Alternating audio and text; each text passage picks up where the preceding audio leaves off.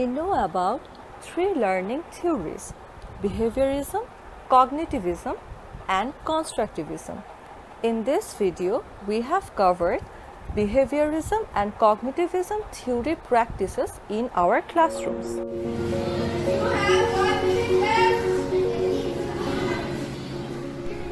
The first learning theory that has been shown in the first half of the video is about behaviorism. The focus of learning of behaviorism is change in students' behaviors. The means of learning used in this theory is positive and negative reinforcement, directed by teacher. Here, if we take behaviorism as a cup, negative and positive reinforcement are external stimuli. The video covers two behaviorism techniques followed in our class. Number one is paper passing technique, where the students are seen to pass papers to their side partners in an organized way to have a disciplined classroom. This helps the classroom to avoid chaos and maintains discipline in the class. A tracker is used in the classroom as a positive reinforcement.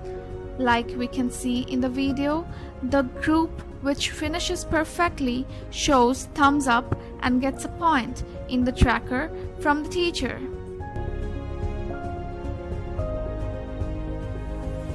On the other hand, negative reinforcement is followed as well, where students making a mistake repeats the procedure again.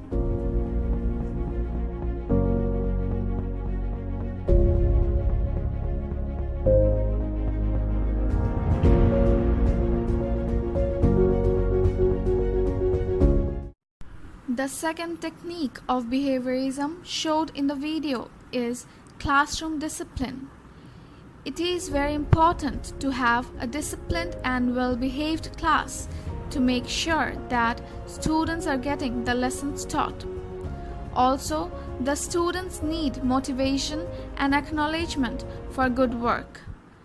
In our class, we follow both positive and negative reinforcement.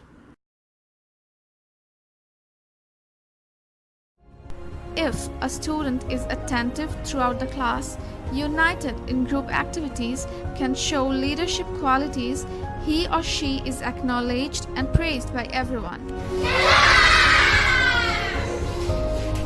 On the contrary, we have a discipline zone for kids who are not attentive enough or disturbs others in the class.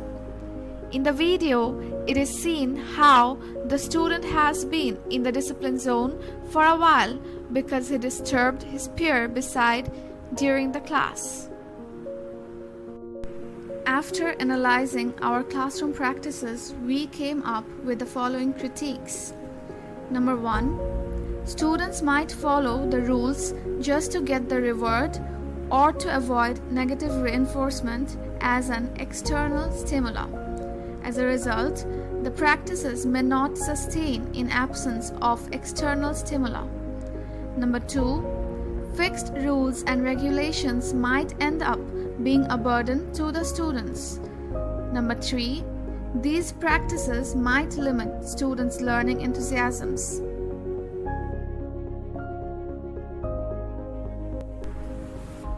If asked for recommendations based on our classroom practices, number one will be, we can develop ownership in our students so that they can take initiatives to create a better learning environment without external stimuli.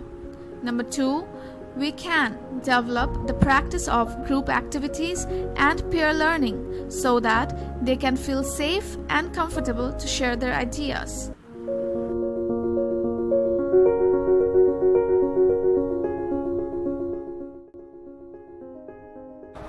Welcome to our class.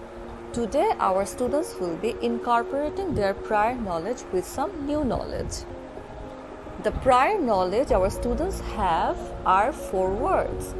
These are get up, breakfast, school, and return. The teacher previously taught the students of the 4 words and its meaning. So the teacher is now checking for understanding if the students can recall the words and their meanings. The teacher is now sharing the new knowledge with the students, which is how to incorporate their prior knowledge into sentences relating with their regular life. আমাদের সাথে ঠিক আছে আমাদের দৈনন্দিন জীবনের সাথে আচ্ছা তোমরা আজকে সকালে সবাই নাস্তা করছো না ঘুম থেকে উঠছো না Today, the students are introduced with some new knowledge, which is the sentence structure, where they have to implement their prior knowledge to express their daily routine.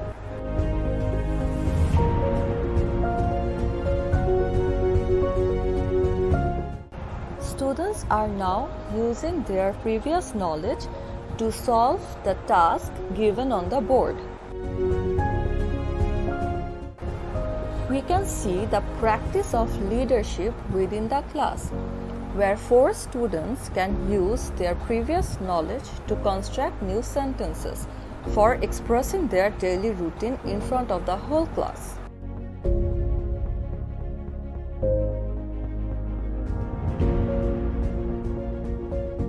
Students are now seen practicing the whole process in groups, where all the group members are expected to practice the mental activity.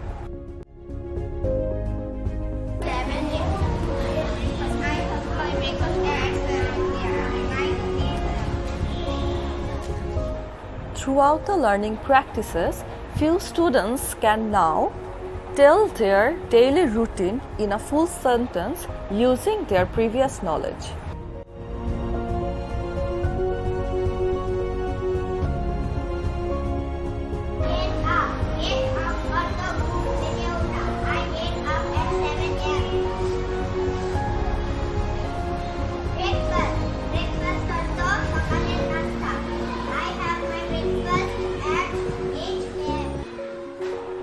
After analyzing our classroom practices, we came up with the following critiques.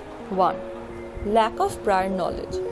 Although in cognitive learning we are practicing group works, peer learning, but if an individual has lackings in his or her prior knowledge, learning for that particular student may not be successful. 2. Unstructured planning of the teacher. If the plans and facilitation of the teacher is not strong enough, the learning environment of the class may deteriorate, which may result in a chaotic classroom. 3. Unsuccessful execution of the lesson plan. If the classroom management strategies are not properly incorporated in the lesson plan, while executing, teachers may not be able to ensure proper environment for cognitive learning. 4. Inefficient learning opportunity in group. Sometimes, extrovert students talk more in the group than the introvert students. As a result, all the group members may not get equal opportunity to express and explore the learning.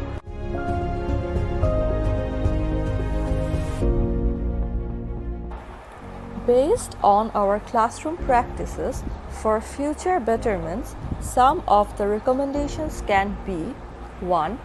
Focus more on individual learning. We will focus more on individual learning so that they can meet their competency level. 2.